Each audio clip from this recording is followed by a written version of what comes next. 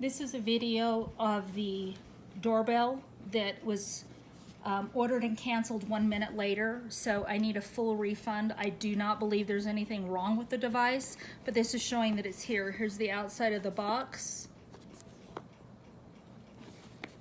on the side, and then as I open it, there's the user manual, there's the device, and the attachment that, as you can see, hasn't been opened. That's all that's in the box. And then the device, there's nothing wrong with it. The outside part that comes off, and the battery part, there's nothing in there.